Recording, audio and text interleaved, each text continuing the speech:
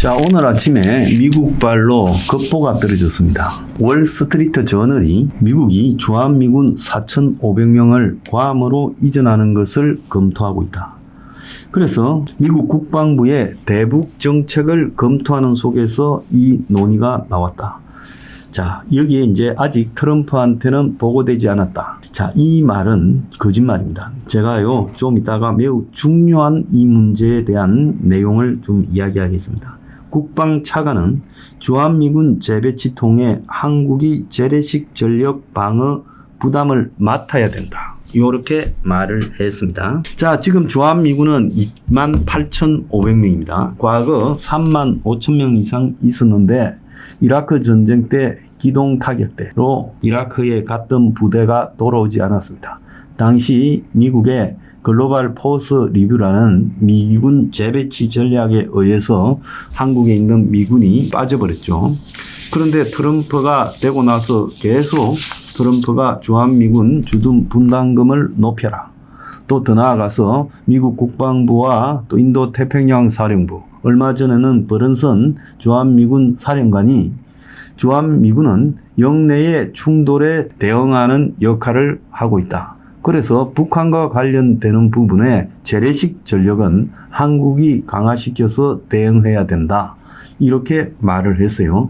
그래서 그것은 결국 양안, 즉 중국과 대만의 충돌 때 한국에 있는 주한미군이 거기에 투입되는 신속기동 타격대 형태로 움직일 수 있다. 이런 이야기를 했던 겁니다. 그 이후 며칠 만에 지금 폭탄이 터졌어요. 왜 한국에 대선을 하는 시기에, 이게 1번 제일 중요한 부분이에요. 그리고 트럼프가 아닌 밑에서 안을 만들고 있다? 아니다. 위에서 내려왔다. 제가 알기로는 그렇습니다. 그게 이제 두 번째예요. 세 번째는 지금 이재명이 당선이 유력한 시점에 왜 미국이 이걸 터뜨렸을까? 미국은요, 정치적으로 언론 플레이를 하는 데는 백악관부터 미국 정부가 아주 능숙합니다. 자, 국방부는 이 문제와 관련해서 미국이 한국 국방부와 논의한 바가 전혀 없다라고 말하고 있고, 또 인도 태평양 사령부나 주한미군 사령부, 한미연합사 등에서 나오는 이야기는 그렇게 하면 안 된다라고 말을 하고 반대하는 척하고 있습니다. 자, 여기서 이제 핵심적인 과제가 등장을 합니다. 지금요, 미국이 뺀다라는 병력이 4,500명이라는 거예요. 자, 이 4,500명은 뭘 의미할 건가라는 부분에서 봤을 때 주한미군의 구조를 이해하면 이 4,500명이 뭔가가 나온다는 거예요. 2008년에 한국이 28,500명의 미군이 주둔하는 걸로 이렇게 이제 확정되면서 그 중에 22,000명은 붙박이로 있고 남아있는 6,500명은 기동력을 가진 스트라이크 여단으로 만들어서 9개월마다 순환 배치가 된다. 이렇게 결정을 했습니다. 자, 이것도요, 미국의 글로벌 포스 리뷰, 즉 미국의 전 세계 미군에 대한 기동력 재배치 전략의 하나로서 지금 이해해야 되는 것입니다. 그래서 주한미군에 지금 있는 전력은요, 항공기 90대, 헬기 104대, 전차 180대, 장갑차 130대, 화포 60대. 이 화포 60대라는 것은 MLRS, 그러니까 다연장 로킷이겠죠. 그리고 지대지 미사일 40개, 지대공 미사일 60개가 있다라고 봐야 됩니다. 이 지대공 미사일에 보면 사드나 페이트리엇이 포함되어 있겠죠. 얼마 전에 페이트리엇이 일부가 중동으로 옮겨갔죠. 자, 그래서 주한미군의 구성에는 미 8군 사령부, 주한미군 해군 사령부, 그리고 해병사령부, 특수등 사령부, 공군 사령부 등으로 구성되어 있고, 공군 전력을 뺀 나머지는 평택에 거의 집중되어서 있습니다. 자, 그러면 4,500명을 뺀다라는 것은 이 스트라이크 여단을 뺀다라고 봐야 됩니다. 그럼 스트라이크 여단은 뭐 한 6,000 안팎이 되는데 어떻게 4,500이냐. 스트라이크 여단에서 지원 부대를 빼고 핵심적인 무력을 가진 부대원이 이 정도 숫자가 된다는 거예요. 그래서 이 스트라이크 여단이 한마디로 장갑차 또 탱크 등을 보유한 부대예요. 그래서 우리가 가끔씩 보면 부산항에 미군의 탱크와 장갑차가 막 들어오고 있는 사진이 찍혀서 전쟁이 났나 뭐냐 할 때 그 스트라이크 부대가 교대하는 과정에서 찍힌 물류 사진이에요. 그래서 실질적으로 주한미군의 육상 전력은 이 스트라이크 여단이 핵심입니다. 이건 말고는요, 주한미군에는 공군, 해군, 그리고 특수전, 그리고 해병 이런 전력들이 많지 않은 단위로 있죠. 그래서 주한미군의 지상전 전력은 이 스트라이크 여단이 사실상 대부분이다. 그런데 이 스트라이크 여단이 빠진다라고 봐야 된다는 거예요. 자, 괌으로 갈 건지 아시아의 다른 지역으로 배치될 건지는 알 수 없는데 일본에 있는 미군 기지로 갈 가능성도 커요. 자, 이거는 뭔가 하면 한국이 주한미군의 대중 견제 역할, 양안 충돌 시 미국의 지금 신속 투입 부대로서의 역할을 한국 정부나 군에서 반대한다. 특히 이재명이가 당선 유력한 상황 속에서 이재명이가 되면 주한미군이 지금 중국 대만의 충돌에 개입하는 것은 반대한다고 여러 번 이야기했잖아요. 그게 중국에도 쎄쎄 대만에도 쎄쎄 발언이잖아요. 그리고 제가 얼마 전에 TV 토론에서 트럼프 정권의 저런 정책이 얼마 못 간다. 나자빠지면 그때 협상하면 된다고 한 말이 미국에 체크되어서 매우 우려스럽게 지금 보고 있다. 그래서 미국은 이재명에 대해서 지금 어떻게 대응할 건지 각을 짜고 있다고 했죠. 그런데 그것이요, 이번에 4,500명의 주한미군 핵심 전력을 뺀다라는 쪽으로 나타나고 있다는 겁니다. 이것은요, 겉으로 이야기하는 것은 언제 어떤 유닛, 즉 어떤 부대를 어디로 빼느냐, 이런 부분들은 정해져 있지 않다라고 이야기하고, 보도에 보면 밑에서 실무청에서 이런 안을 만들어서 위로 올리고 있는 중이고 트럼프한테는 아직 가지 않았다. 트럼프의 책상 위에 가지 않았다라고 말을 하지만 이건 거짓말이에요. 근데 여기서 핵심적으로 중요한 것은 대북 정책 검토 과정에서 논의됐다. 이렇게 말을 하고 있어요. 자, 이거는 저는 거짓말이라고 봅니다. 주한미군의 중국 견제 역할에 대해서 거부를 강하게 하는 한국의 대통령이 탄생하는 부분에 대비한 건데 미국은 대북 협상 카드로 이거를 갖다가 검토하고 있다고 흘리는 거죠. 이 말은 또 한수를 더 뜨는 거예요.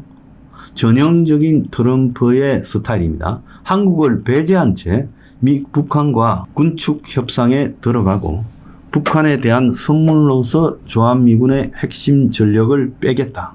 이걸 지금 검토하고 있다라는 이야기로 봐야 되죠. 미국 국방부는 공식적으로 발표할 내용이 없다라고 말을 하고 있는데 트럼프가 지난 1기 임기 때도 주한미군 철수를 이야기했고 이번에 취임 초기에도 병력 규모 조정을 이야기했어요. 자, 여러 지금 미국 의회나 국방부 관계자 그리고 자 미군 쪽에서는 주한미군의 철수에 대해서 반대하고 있지만 트럼프는 주한미군을 빼가지고 인도태평양 영내에 재배치를 해서 인도태평양 영내의 미군의 전력은 그대로 유지하겠다는 거예요.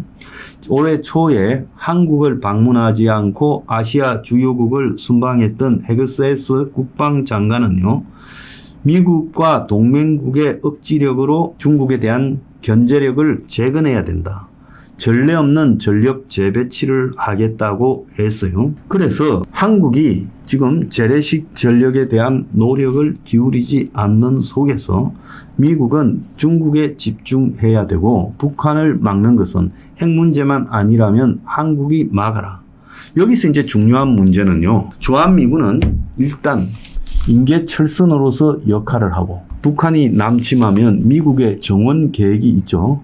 그래서 육상부대 그리고 해군, 공군, 해병대 부대 그리고 각종 미국의 무기들이 한국으로 들어오고 한 60만 명 가량이 투입된다. 이런 계획이 있었는데 사실상으로 지금 주한미군을 빼면서 북한의 재래식 침공에 의한 대응 역할은 한국이 알아서 해라는 쪽으로 지금 미국이 말을 하고 있어요. 그런데 이제 이런 말들은 주한미군의 핵심 육상 전력이 빠져버리면 이제 북한이 침공하더라도 미국이 정원을 하지 않을 수 있다라는 이야기로 연결이 되고, 또 지금 미국이 북한과의 이 핵 협상, 핵 군축 협상에서 이걸 지렛대로 쓰겠다고 내세우고 있습니다. 그래서 미국은요, 한국이 그러잖아도 이재명이가 아니고 한국의 보수 대통령이 있다 하더라도 골치 아픈 거예요.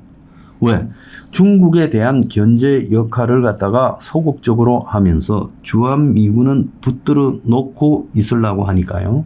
그래서 미국은 이제 동해와 서해에서 중국의 역할에 대해서 견제를 해야 되겠다. 중국이 서해에 인공섬을 만들어도 한국이 제대로 항의도 못하고 있지 않습니까? 그래서 미국은 한국이나 일본이나 필리핀 등은 대만에서 중국의 공격이 시작될 때 필연적으로 그 영향에 들어가기 때문에 미국과 맞서서 여기에 대응할 수 있는 연합군이 되어야 된다.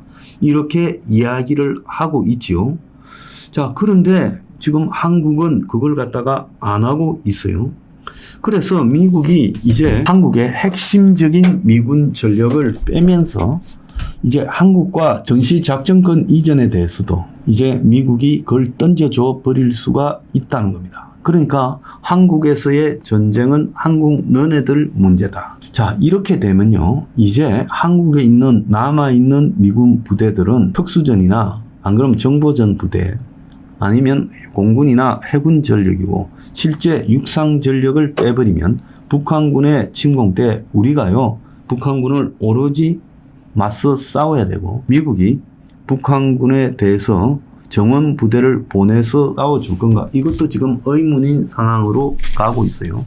그래서 이게 사실상으로 굉장히 심각한 상황으로 접어들고 있다. 특히 주한미군을 이렇게 빼는 것과 관련해서 제가 알아보니까 위에서 지시가 내려왔다. 그리고 이것은 한국의 대선에 대한 시그널이다. 특히 이재명에 대한 시그널일 수 있다는 거예요. 그래서 주한미군의 부대가 빠져나가는 부분은 간단한 문제가 아니라 미국이 지금까지 한미안보협정으로 군사적 동맹관계를 맺고 있는 부분에서 한국은 일방적으로 미국의 동맹을 갖다가 즐기려 하지, 부담을 하지 않고 미국과 같이 싸우려고도 하지 않는다. 그게 무슨 동맹이냐? 그래서 너희가 북한에 대한 위협은 너희가 지켜라. 핵 문제가 일어나면 그때나 우리가 개입하겠다. 우리가 너네들한테 보내놓은 핵심 부대를 철수함을 시작으로 북한과 한국을 패싱하고 직접 핵군축 협상에 들어가고, 자, 그 진전에 따라서 나머지 주한미군도 철수를 단계적으로 할 수 있다는 거예요. 그래서 일단 28,500명에서 그 중에 핵심 전력이고 순환 배치되는 스트라이크 여단이 빠져버리면 사실상 미국의 지상군 전력은 거의 한국에서 없어지는 게 되고, 그 다음에 차례대로 해군, 공군 이런 전력이 빠져나갈 수 있다는 겁니다. 그래서 이 문제가 왜 한국의 대선 때 특히 이 당선 유력에 미국이 주한미군 4,500명을 빼느냐, 그것도 핵심 전력을요. 이것은요, 앞으로 한국의 미래에 엄청난 암울함을 줄 거고, 또 이재명 측에 보내는 미국에 대한 경고다, 이렇게 볼 수 있어요.